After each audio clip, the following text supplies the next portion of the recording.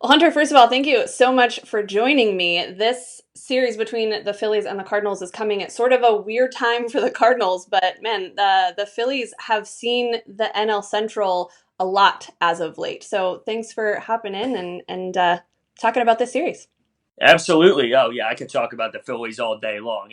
It's a sick disease, but it's cool. I'm cool with it. I hear ya. I hear ya. We do this to ourselves. We get so invested and then can't help but ride the wave throughout the season. Okay, so the road trip for the Phillies, they're coming off of obviously meeting the Cardinals at home in Philadelphia, but you just saw the Cubs, you just saw the Brewers. Those two teams are at the top of the division. Both teams very tough in very different ways. So maybe let's start there. What's your takeaway from what you saw watching the Phillies play the Cubs and the Brewers? Yeah, I mean it's definitely a tough stretch to go into Chicago and Milwaukee as they're both solid squads. And we split 2-2 with the Chicago Cubs, which isn't bad when you take a look at it, but we totally let one slip away there in game two. We should have been up 3-1 in the series, so it doesn't feel as good. Going into it, I would have taken the split all day long, but we did blow an opportunity, and then we took 2 of 3 in Milwaukee. So overall, 4-3 series there, and it's not bad. You'll take 4-3 on the road, but it just stings because it could have been 5-2. So being a little bit greedy, but that's what it should have been. It definitely should have been that. Yeah, those are two teams that the Cardinals have seen a lot more of the Brewers than of the Cubs so far. The Cardinals Cubs series did not go well as far as the Cardinals are concerned. They got swept in that first series at Wrigley, and that's a series that always feels like there's that one moment that it all hinges on. And so, those games that slip away, you're thinking, okay, that one decision or that one play is the reason for it. What kind of, when you look at that series in particular, because the Cubs they're a great team. They've got a lot of pieces that make them competitive no matter who they're playing. What was it that, whether it was the game that got away or in the games that the Phillies did win, that made the difference?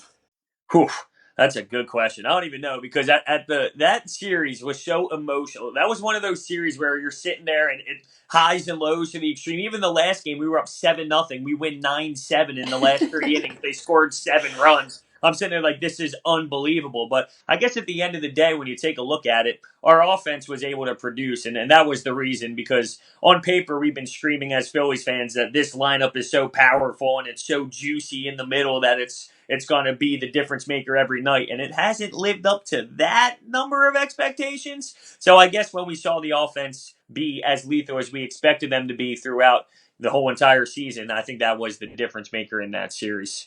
I actually did get a question from someone on Twitter for this preview, and they asked if you feel like this is the best lineup in the National League.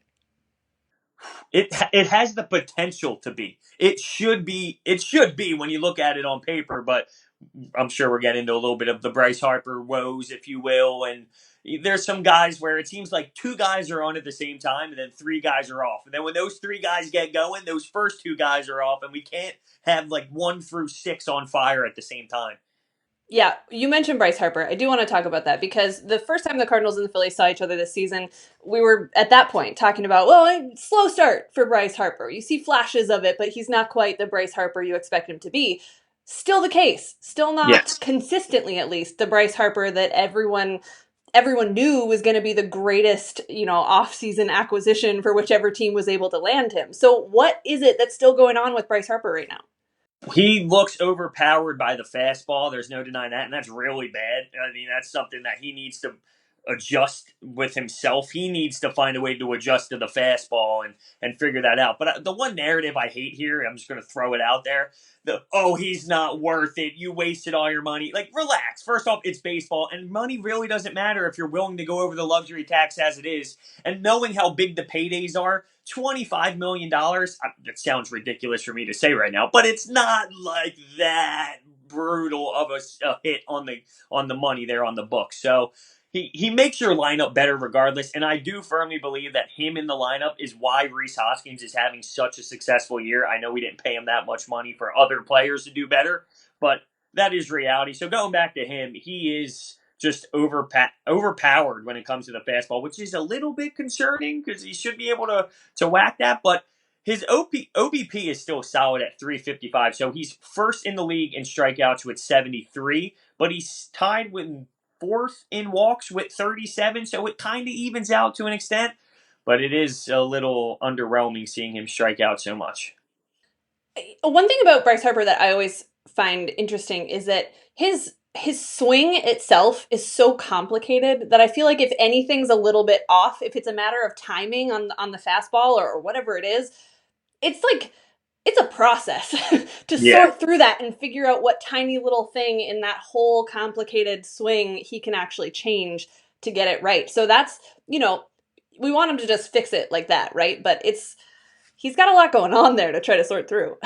No, that's absolutely so true. But he's 26 years old. He doesn't hurt your team, for the fact that he struggled.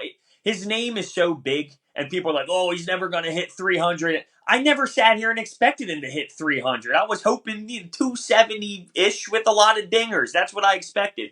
So yeah, his name is going to create a lot of controversy with how much he's striking out and all that, but. We're 9 games over 500 right now, and he's going to be fine here. I promise you. I hope so. Everyone in Philadelphia hopes you're right, I think. Paul Goldschmidt was the Cardinals' big acquisition. He's also struggling with fastballs this year, which was part of what was his issue last year in his rough May as well.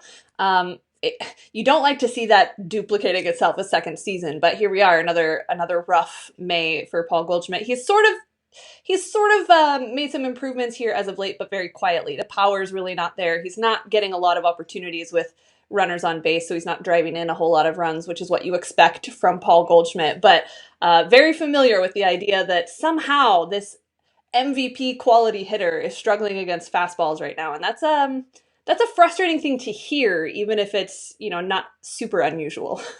Yeah, absolutely. And it's funny because when I was earlier in the season, I think it might have been the series we played with each other, someone was commenting constantly on every video, like, Paul Goldschmidt's greater than Bryce Harper. You guys are so stupid. And I'm like, I'm not knocking that Paul Goldschmidt's bad. Like, why does it have to be compared? Why can't they both be good signings? Even though that they're struggling with the fastball, they're both great pickups for the squads. Yeah, both guys who can put up MVP type numbers, even if it's in different ways and their strengths are different. Okay, so outside of Bryce Harper, you mentioned the offense really clicking in this road trip. Who's the guy right now that you're the most impressed by? Is it Rhys Hoskins and the year that he's put together, or is there someone else who recently has been kind of turning it up a notch? Well, Reese Hoskins was so solid, and then the last maybe 2 weeks, it's been in an ugly form. So we're starting to wait for him to get out, which he did hit 2 homers in 2 games. So maybe this is the spark. But Gene Segura is an all around, all season long. He's been so great. He finds a way to hit. It's infield singles. That's not a thing in this league anymore. This guy will do anything. But there's also guys like Cesar Hernandez who is hitting over 300 right now, and it's unbelievable. This guy, realistically, we've been booing him out of the city, which we do a lot in a lovely fashion, may I add. But we boo him out of town. He stinks. Get him out of here. We want Scott Kingery, and now he's hitting 300. We're sitting there clapping every single at bat. We love the guy to death. So I feel like Gene Segura, Cesar Hernandez, and then Andrew McCutchen has just been so solid at the top of the lineup in the one spot. He has been sparking this team up. So during that stretch, it's been those three guys that really stepped up and been a difference. That McCutchen addition was one that kind of caught me off guard when it happened. But man, he's looked like a really, really good piece just because, maybe he doesn't have the flash of a Bryce Harper, but he can be so consistent and he's been there, done that. He knows the drill. And to have someone with that sort of consistency, I think was a really quiet but impressive pickup. Someone did ask me about Kingery and what your take is on him and what he's done this season. Well, there's no doubt he looks a lot better than what he did last year. He was just overmatched at the plate insanely. My eyes were bleeding watching Scott Kingery bat last year. It was Scott 0-2 Kingery. Every time this kid was up to bat, he was 0-2 count. I'm sitting there, you got to be kidding me. But I think we hopped in too quickly and, let's add this guy. Let's pay him all this money, this young kid.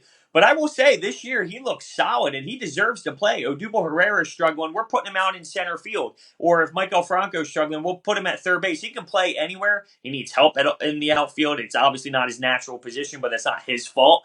But I've been really impressed with Scott Kingery this year. If you compare it to just last year alone, he's clearly been an upgraded version of himself, which is awesome to see at such a young age with not that much experience.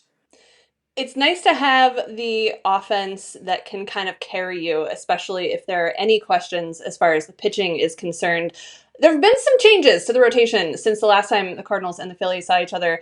Looking at the starters that we'll see in this series for the Cardinals, it'll be Adam Wainwright, followed by Genesis Cabrera, which is a new experience for all of us. We'll see how Oh, that goes. yeah, I'm going through Um, the same thing here. The new experiences, and I don't know how I like it, but go Yeah, ahead. well, Who well, else? the third starter for the Cardinals will be Dakota Hudson. But let's talk about who we'll see for the Phillies, because Pivetta is going to be in that mix for the Phillies, which is a choice.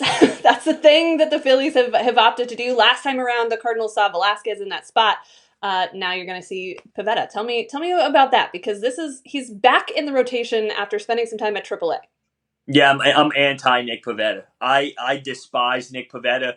He's just like Vin Velasquez. How long are we going to sit here and say, "Well, this is Nick Pivetta's year"? Break out Nick Pivetta. That's all I heard all off season long. This kid comes in and stinks. I'm anti Nick Pivetta. I don't want to see him in there, and it pisses me off that he's getting another start. I'll be honest with you. This should tell the organization, I don't know, let's go make a damn move. Whether it's Dallas Keuchel, which everyone's screaming about or whatever. I can't stand this experiment anymore with Nick Pivetta and Vince Velasquez, and you're even going to see Jared Eichhoff, and he stinks too. Stinks. I believe, though, the last time these two teams faced each other, Eichhoff shut down the Cardinals, which He was had two, yeah, he bizarre. did. He But did. He had two good starts, and now every time he plays one, 7 balls leave the ballpark. I'm telling you, he's getting rocked. I can't stand it. I'm well, I'm brutal. I'm brutal. But you know what? I want to win. Damn it. if the narrative holds true, the Cardinals will fix that for him, and then he'll have like four great starts in a row. So you're welcome. Oh, thank you, thank you. Okay, so like I said, Waino versus Pivetta in that first start, which is an interesting choice. I mean, starting pitching is maybe less important than it used to be for some teams, but still, you gotta get off on the right foot there. In that second game, Genesis Cabrera getting the start for the Cardinals. This is a guy who has a lot of potential, but has kind of been, well, not kind of. He's really been under the radar as far as what he's done this season. He got off to a really rough start, had some weird mechanical things going on. Seems to have ironed that out. Comes in as a powerful lefty, which is an interesting thing all to itself. But quite honestly, I have no idea what to expect. I have no idea, how long they expect him to stay in the rotation. He's in that spot in place of Michael Wacha, who was just absolutely awful all year so far. And facing off against Aaron Nola is no small task for the young guy. Yeah, well, listen, it's not like Aaron Nola has been Aaron Nola this season. He's been struggling so much. I think so far out of all of his starts, there's two that I sit there and say, well, that looked like Aaron Nola from last year. So other than that, he's been grinded just as much. That's why with this pitching staff as a whole, I sit there and I say, I can't tell you on any given night that someone's going to pitch solid. And that's even Jake Arrieta, that's Nola, Eflin, all around. So Nola could go out there and get rocked. He's been getting destroyed with the long ball as well. So, I mean, who knows? He's been something that's just mind blowing. Mind blowing. Yeah, certainly question marks all around. The same thing for Dakota Hudson. He's a guy that can look like he has absolutely no business in a major league rotation, and then he can, shut down that same lineup in 5 of the 6 innings he pitches. He'll just give up, 9 runs in the 1 inning or something crazy like that. He's actually looked much better the last couple of times out. I'll give credit where it's due. I'm not totally sold on the Dakota Hudson experiment, but he has made some improvements. And then again, that'll be against Eichhoff, who didn't have a great start last time out. Only went like 3 innings, I think, in his last start. So, like I said, maybe this will be the the series that fixes that for him. But nonetheless, it's an interesting time of year, I think, and I'm sure you can appreciate this as well, to be so unsure of the starting rotation. And not just of like 1 or 2 guys in the starting rotation, but all 5. You never really know what you're going to get. And at this point, I don't know, I feel like really good teams kind of have a better handle on the starting rotation at this point. Yeah, which is fun. This backpacks right into something I want to talk about. Like for Philadelphia sports fans, last year we were solid with the Phillies, but no one believed. We're sitting there saying this is not real. We're gonna somehow blow up. Well, that's exactly what happened. We blew up. Now we're 31 and 22, and we have a real squad. But this this is like the most frustrating 31-22 I could have ever imagined, and this fan base is screaming their heads off about it. But this team is legit, so it's crazy. And the one thing that we scream about the most is, oh, this bullpen is atrocious. We have no closer. And when you look at statistically where this bullpen is, top 10 in the MLB, but it doesn't. It's perceived as such a gross, disturbing thing, and it's just funny that we're 31-22. We don't know what we're going to get out of our starting pitching every night. We scream about the bullpen. Well, I mean, where are, I don't know. Maybe that just describes this fan base as a whole. I don't know, but it's just crazy that this is where we are right now. It's just wild. Do you think, because I'm fascinated by this bullpen conversation. Every time I do one of these previews, I feel like I've never done one where somebody's like, what's been solid is our bullpen. Because it's always, I mean, everyone's bullpen has maybe like a couple of pieces that you feel comfortable with, and everything else is a little bit of a toss up. But the Cardinals are in a similar situation where they don't really have like the big name closer. I mean, they got Andrew Miller, but he's been sort of a shell of Andrew Miller, right? So if you don't have the name that's supposed to be the closer that everyone wants, does that sort of lend itself to this idea that where like people assume the bullpen's not that great, even if it's actually been okay because it doesn't have the pieces that you think it needs to have? Well, we run this stupid thing called closer by committee. So we just throw anyone out there and it's a joke. And I disagree with that, but we're starting to settle in with more roles. And yeah, I mean that maybe that doesn't help that you're just throwing guys out there and people are like, "Oh, well, why the hell is Adam Morgan out there? He's not Craig Kimbrell," which everyone screams for. And I sit here and say, "Yeah, he's a great name, but let's not act like this guy shut out everyone last year in the playoffs." I remember watching Boston and cringe a little bit because Kimbrell was somewhat shaky. He's obviously going to help a lot of bullpens, but I'm just saying to act like, and it's the same thing with Keuchel. For anyone even trying to go out and get anyone, let's not act like their numbers have been rising. If anything, every single one of their numbers have been going down like this. So to scream for people for the bullpen, it doesn't mean that they're going to come down and just shut everyone out. But you take a look at the Cubs and you take a look at the Braves and you take a look at a lot of good teams around this league. I think you guys even blew one last night. I needed a little bit of help there and you screwed me for the Braves. Everyone blows saves. There's not going to be a team where they just never blow saves. It's just how you limit those, I guess you will. Yeah, and that's always the risk you run, right? With trying to manage a bullpen and figure out how to work those innings. And it's been a strange stretch for the Cardinals. You mentioned Jordan Hicks blew a save last night. I want to say it was like his third save attempt in the entire month of May or something ridiculous like that, because they're not leading at the end of the games. So Jordan Hicks isn't getting a chance to pitch. So it's been a weird stretch for him for sure.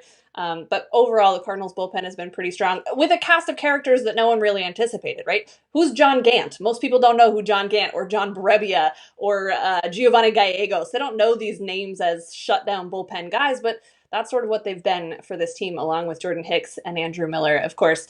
When you have a mix like this, when you have pitching that's struggling, I find that a lot of that falls on the shoulders of the manager, or at least the blame does, right? Right or wrong, if it works, he doesn't get the praise, but if it doesn't work, he certainly gets the blame.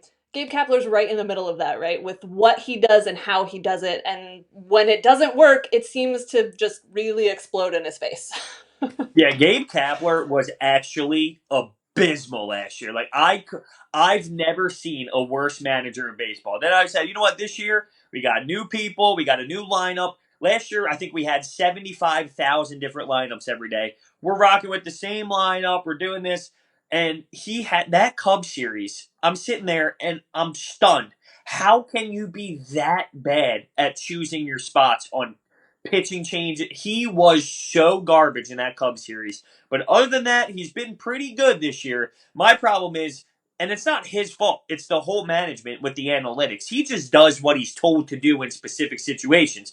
You can't use analytics as a Bible and make every move based off analytics. You need the gut feeling at times. They just run everything solely off of numbers, and it's costed us a few games here. And Gabe Kapler does get a lot of criticism, and that Cubs series has put everyone back on the Gabe Kapler question mark, if you will. But he was so bad last year. I have to give him credit that I've seen better adjustments this season. But that Cubs series was so bad, I don't even know where I stand with him right now. It's funny because it's, almost the opposite story with Mike Schilt for the Cardinals in that he likes to talk about the analytics. He likes to, use them to explain some things that happen or don't happen, but he's not managing based on that really at all. I mean, he came in and was kind of this guy who was going to be this great mix of sort of new school, old school. Most of his in-game decisions are very old school, and it's got a lot of people pretty frustrated, particularly in this last stretch where they've not won back-to-back games in the entire month of May. Wow. And he's obviously not pulling the right strings. There's the whole argument about how much of that is on the manager, how much of it is just poor execution. I don't know that there's ever going to be a good way to answer that, but a lot of the decisions he's made, particularly in the last couple of games, as far as the bullpen are concerned, don't really seem to follow the trajectory that they wanted him to follow. So, kind of similarly upset fans, but for the opposite reasons as far as the manager is concerned. So this could be a very interesting series with some pretty disgruntled fan bases, I think, at this point. Although, I mean, Cardinals sitting at 26-26, I think we have a little bit more of a problem on our hands at this point. Yeah, I was going to ask you, like, as a fan base and you specifically, 26-26. There's no way that feels good right now, especially with the way the division is going. So, I mean, how do you feel sitting there every night watching games like last night happen? I sit there, and if last night happened for the Phillies sitting at 31-22, I'm throwing haymakers. Not at the TV, but just by myself, giving some of these, making sure the dog's not in the way. How do you feel sitting there doing it? It's frustrating, and it's more frustrating because the first 30 games of the year they started off on that 20-10 pace. So we saw really good baseball from them, and what's even more frustrating is that they went 20-10 in the first 30 games, and their starting pitching wasn't good. Their top two guys in the lineup, Matt Carpenter and Paul Goldschmidt, weren't really hitting. And Yadier Molina wasn't much of a factor, at least offensively. So you kind of anticipated, wow, they got off to this great start, and there were still all these things that weren't going well. It's going to get better, not worse. Well, see, you mentioned that, and that's how we feel right now with Bryce Harper. There's something where I'm spitballing off the top of my head, but if Bryce Harper is held hitless, we're 12-11, and I know that doesn't sound like a ridiculous record, but we're 12-11 isn't horrendous when Bryce Harper goes hitless. He's our third hitter, so it's we sit here and say, well, whew, when Bryce gets going, we're really going to pick it up and be a different ball club. So we kind of have the same. That's the hope. Idea. And then Yeah. you don't win back-to-back games in the entire month of May. I don't know how that happens. But it's weird, and it's certainly frustrating to watch, especially a game like last night where they really had it in the bag. And I don't. I think part of the Well, problem with Jordan Hicks. you guys had what, 2 hits when you were up 3-0? It Yeah, was a Sunday night baseball game, so I yeah. tuned in a little bit. 2 hits and winning 3-0. There's only so long you can carry that on for. Right, yeah. And it's been, I mean, the starting pitching hasn't been great. It's been better in the last week. But then the offense hasn't really kept up. And when you have a lineup that's Matt Carpenter and Paul Goldschmidt, Paul DeYoung has been a revelation. He's been the only thing that's been consistently good about that lineup. But then you have Marcelo Ozuna, who's like lighting the world on fire or basically non-existent. You have guys that should be able to put runs on the board. And we saw them do it in that 20-10 stretch. They're just not doing it now. So you see a game like last night, you see them completely incapable of creating offense when they have opportunities. And then you see Jordan Hicks, who I think the problem is he hasn't pitched. He's not sharp because he hasn't pitched, which shouldn't be a surprise to anyone. And it's frustrating in a really, like, I don't even know how I'm supposed to react to it, because it's not like you can put your finger on one thing and be like, well, this is the guy. They need to just stop putting him out there. It's a different thing every night. And it's not, Jed Jerko was saying the other day, it's not like they're kicking the ball around on defense. It's not like they're running into outs on the bases. They're creating opportunities. They're just not capitalizing on them. And that's a weird position to be in because, how do you fix that, right? You have the opportunities. They're all there. You're just not doing anything with them. And that's what, to me, is the most frustrating part of this stretch for the Cardinals right now. Yeah, no doubt. I mean, it could be worse. You could not have any situations, and then you just need to figure out how to get that timely hit or to execute or whatever. But you have the St. Louis Blues in the Stanley Cup. Obviously, I'm a hockey guy. I grew up There playing you go. hockey my There you whole go. life in college. Hockey guy. Listen, I hate Boston sports with a passion, so of course I'm going with the St. Louis Blues here. And you know what? Just a little sidetrack here. I think they can do it. I really there's always that feeling where their team just like has it, whatever the hell it is, and and hockey's one of those sports where it doesn't really matter based on skill. It can happen. The Yeah, sidetrack helps. I'm very new to the hockey world. Okay. I've always kind of been that outside, like I like hockey, but I've never really been super into it. So I kind of made the conscious choice to follow this Blues team, and now I obviously can't stop. But it's exciting and it's a great distraction from what's going on the baseball field. So that's a nice thing to have. But yeah, it is. I mean, I don't really have a whole lot of context to speak from as far as how this team compares, but man, I've watched them do some pretty crazy things, pull off some wins that nobody thought they should have, and it's you see them do something like that a couple of times, and you feel like, well, there's something going on there for sure. So yeah, that's exciting. Even as a very new hockey fan. Yeah, no doubt. Well, that's the same thing you mentioned, it distracting you. We had the Sixers go on this amazing run, and no one was really talking about the Phillies. And now that there's no basketball, people are dialed in on every pitch. Like now it's a 3-2 count, and we're missing the strike zone. We're screaming at the pitcher for one pitch, but luckily 2 3 weeks ago, that pitcher would have never even been noticed that he had a bad pitch on that one at bat. So Yeah, it's I was crazy how we doing do. a game recap this morning, and the conclusion was at least there's the Blues for now, Yeah. but eventually the Cardinals are going to have a lot of explaining to do if they can't figure out how to win back-to-back games. They haven't won a series in the entire month of May. Wow, that's Um, unbelievable. And it's a and weird spot though because everyone always says, well, it's only early May right. or oh, it's only late May. It's not baseball season yet." But I mean, what's the difference from a game in May than a game in July? It's the same And damn it's thing. I was doing a podcast last week, and my co-host on the podcast was throwing out some numbers. And when you start to look at it and think, okay, it is going to take 92 wins to get to the postseason. I don't know. This division's a little crazy, so it might not Right. take that many. You might have somebody who rattles off a stretch where they end up with 98 wins, for all I know. But if you kind of that 92 wins feels like a pretty good mark. If you look at where the Cardinals are now and the pace they have to play to get to 92 wins from here on, it's insane because right now this team doesn't look like they can keep up with that pace. So you're right. It's a weird spot in the season to feel like there's no reason to panic. They're like 4.5 games out in the division right now. That's nothing in May, but a lot of things have to start going right. It's Phillies fans can play that same game. You've seen this all play out, right? You've seen a team that you feel like maybe there's something here, but you got to actually turn it on and start doing something with it. Yeah, absolutely. I'm excited for the series. I love it and I hate it when there's an off day because after playing 17 days in a row, it's like, okay, you know what? They need it. But as a sports fan, I'm like, yo, what are you doing? I got nothing to do tonight. I got to I watch know, what the am I game. supposed to do with my life? Bro, you got the Blues on. Yeah, there. Come Yeah, on, you got I the do. Blues. I do. You could Yeah. also watch because No, of it's course hockey, I'm right? watching. You kidding me? I'm a sportsman. I'm watching everything. I watch tennis. I watch golf. You name it. I'm watching. There you go. All right. Well, we'll have plenty of baseball to watch this weekend as well. Hey, where can people find you and follow you and ask you all the Phillies questions that I didn't ask you today? Okay, on Twitter at Broads81, Brodes 81, and the YouTube channel is Sports Talk with Broads. Nice and simple. All right. All right. Like I always also just keep everything to my name, basically. Yeah, that's Mostly so easy. that I remember what it is when people ask me. How can we What's find my it? name What is it again? again? Yeah. All It's right. Well, awesome. I appreciate your time today. Enjoy the rest of your holiday and looking forward to the series. Absolutely. You too.